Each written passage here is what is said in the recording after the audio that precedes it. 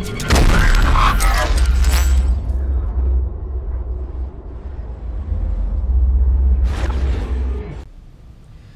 what's going on, guys? So first of all, I just want to say thank you so much for watching my previous video on our archery practice. It was actually only my second video that I've ever done going out and doing some how we get prepared for archery season for hunting.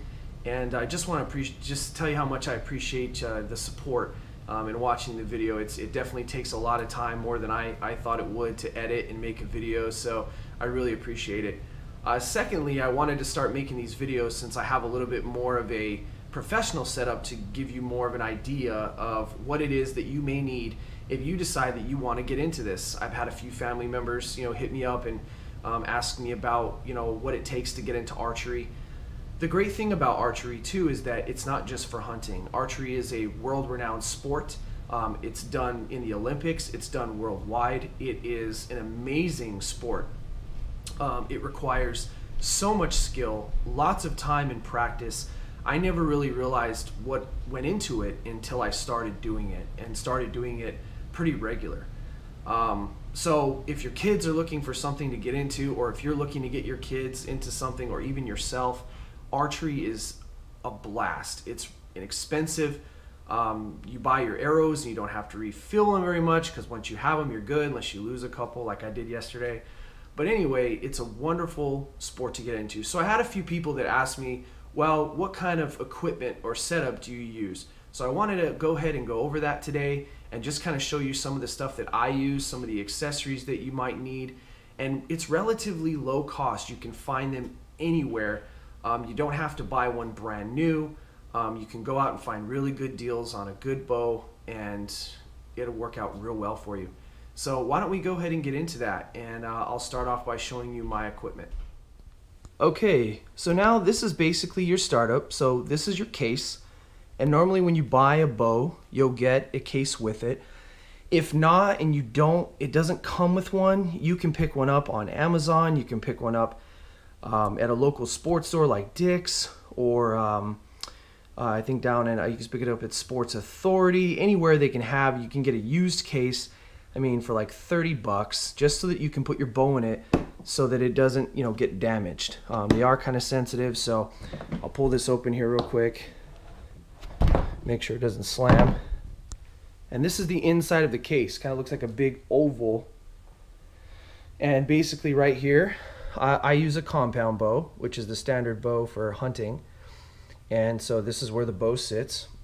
This is the piece that actually holds the arrows. So I'll show you how we put that in. This is the area where you stack your arrows, which I have some that are broadheads that have the actual hunting tip on them.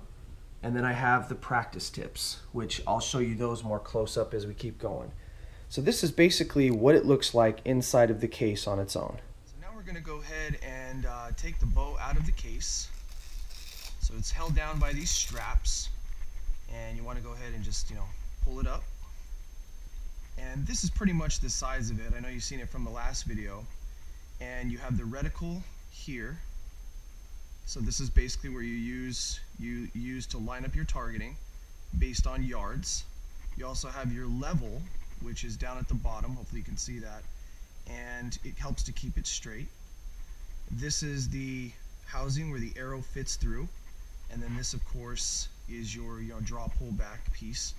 Now when you pull this back, you actually have a special tool that you use to pull that back with, and that's what this is used for. And all you simply do is you put it on your wrist,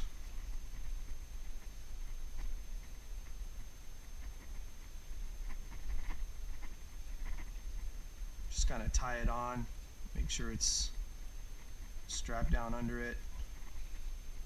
Actually, I think I have it backwards.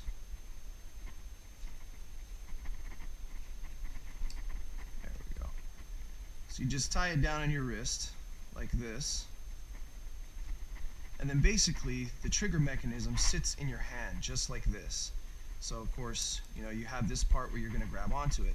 So when you have your arrow set and you're ready to go, you want to go ahead and pull this open, grab the drawstring back, and then you're ready to go ahead and pull back in order to fire. Once you pull it all the way back, your trigger mechanism is right there. So all you do is you're going to click it, and basically it's going to go ahead and release the draw. You never want to dry fire a bow ever. So you never want to pull this back and then basically let it, flip it and go. This string will break. It'll hit you in the face, and it could take your eye out. It's really dangerous. So you never want to dry pull this back unless you have it. You don't want to pull it back unless you have an arrow in it and you're ready to fire.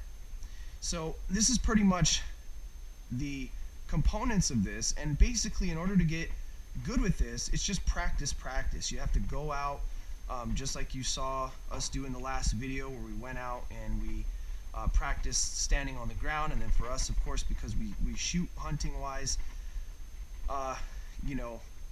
we have to make sure that we go up in the trees and do it, because that's how it would really be simulated. Alright, so we got to take a look at the external view of the bow and what it looks like inside of the case and a couple pieces of it, of the compound bow. But now we want to go ahead and take a look at the actual arrows that you use. Now, there's two different types of arrows that I use. Now, obviously, the one I use for practice is basically a practice tip. So hopefully you can see that. It's basically just a flat, piece that goes over the top of the arrow, and it actually screws in. So that's how that goes in. So all you're going to do is just screw it on, nice and snug tight. Now these are still really, really dangerous. So even though they're practice tips and meant for shooting inside of a target, or like you saw we had a deer decoy, this basically is still extremely dangerous. You want to practice all safety precautions even with these, because this will go clean through somebody. If you accidentally shot somebody with this, you could definitely kill them with this. It would be extremely painful, so please be extremely safe. Do not shoot a bow. If there's anybody in front of you, even if they look like they're out of the way, don't shoot it. Wait until they're behind you in order to do so. Now, the tips that we use for hunting are completely different, obviously, because we have to get a nice clean kill. You don't want the animal to suffer. So what we use is called a broadhead, and as you can see, this is a lot sharper. These, when the impact hits, these pieces actually come out and allow it to impact, and that's what makes for a nice clean kill. It will still go straight through the deer. Now I keep my arrows separate. Most people, they'll switch them out, like you saw I twisted off the tip. They'll twist off this and then put the practice tip on. I just put my broadheads on my arrows I use for hunting, and then I use a different arrow for practice. That way all you have to do is just switch out the arrow, and just makes it less, less irritating to have to pull these things off. Now, the other thing is the way that these things are transported. So you have this really, really cool thing that comes with the bow when you purchase it, specifically a compound. A recurve will not have these. A recurve bow will have like a bag that you'll put the arrows in, because it doesn't come with this. So only compound bows, at least from what I've seen, carry these. So all you're going to do is you're just going to push it up into the top, and it's got these little holes where your arrow just sits nice and snug, just like that. And you can, mine fits 4. There's some that can fit more, for as many as you want. Now the other cool thing is well, how does this go on your bow? Well, you basically take your bow, and there's this nice little piece right here on the side, and this housing just goes right inside of it, and then you have a lock right here. You latch it, that way this doesn't come off.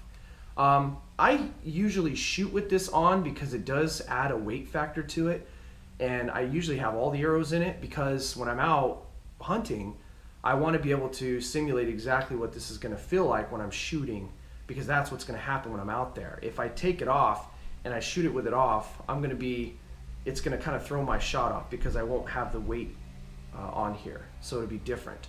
So I try to shoot it with it when I'm out there. Now, if you're doing it just for archery as a sport, you definitely can. It doesn't really matter. I mean, you practice either way.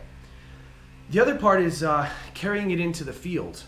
Some people, you saw that big case I had it in earlier. That's what I use to store it in. I will take it with me if I put it in the truck, but what I have now is this really, really handy tool, and it's called a bow sling.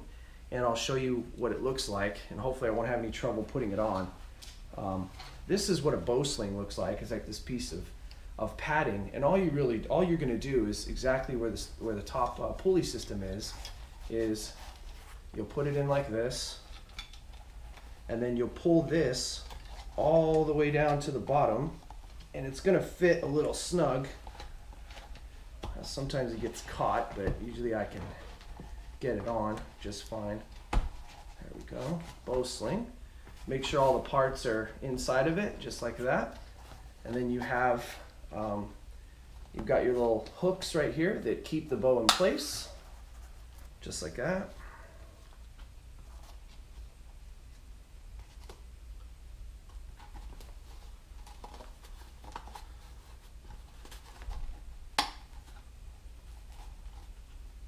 And sometimes these things, they really get caught, so you have to watch what you're doing sometimes. I know I tend to kind of force stuff in here at times, and I don't watch it. There we go. And then you just clip the bottom one. Make sure it's all clipped in, just like that. And then you have this piece, and all you're gonna do is, once it's all situated, you basically just throw the bow over your shoulder, just like that. And there you have it. And now you're ready. You can take it out into the field and you're good to go. And you don't have to carry some big, giant, huge case that you don't want to use. So I really like this thing. It's really cool. You should definitely get one. All right, so hopefully you got some cool education on just, you know, what it takes to get a compound bow. Look into it, check it out. If you're not really into compound bows, you can definitely go out and look into recurve bows, which are really cool. You can also look into crossbows, which crossbows, again, they don't take as much skill, you know, as a recurve or compound, but they're still fun to use. So check it out. Like I said, the whole purpose of me doing these videos is to show that anybody can go out and learn how to do this stuff if you just put yourself into it. I haven't spent much money at all on any of this setup. The bow is only about $250, and we got it off of, actually my buddy Eric got it off of eBay. So you can find tons of different deals. You don't have to go into a professional shop and pick out a bow that'll cost you $1,000 to purchase. The arrows you can buy, you know, at local sporting shops, all of that stuff. So take a look at it. If you have any questions, just feel free to let me know, and I'll be happy to answer all of them. So like I said, the whole purpose of me doing these videos is to help you guys see that you just don't have to have these crazy setups, and you don't have to have exuberant amounts of money to go out and do something fun like archery.